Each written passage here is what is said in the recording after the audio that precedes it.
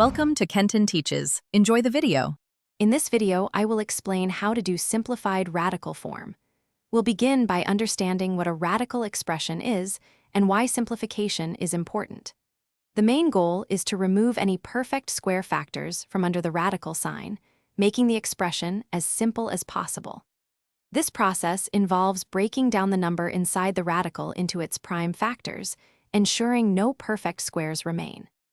To simplify radicals, you first need to identify perfect square factors. Think of numbers like 4, 9, 16, 25, and 36. These are crucial. When you have a number under the radical, try to find the largest perfect square that divides into it evenly. Prime factorization can be a helpful tool here, breaking down the number into its smallest components to reveal these hidden squares.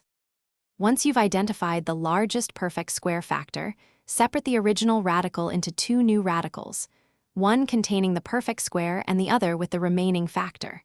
For example, if you have the square root of 12, you'd split it into the square root of 4 and the square root of 3.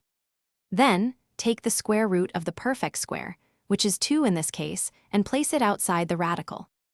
Let's try an example. Simplifying the square root of 72, we find that 36 is the largest perfect square factor, so we write it as the square root of 36 times the square root of 2.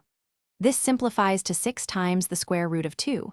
Remember, always look for the largest perfect square to ensure your radical is fully simplified. Keep practicing, and you'll master this skill. Thanks for watching. Please subscribe if this video was helpful.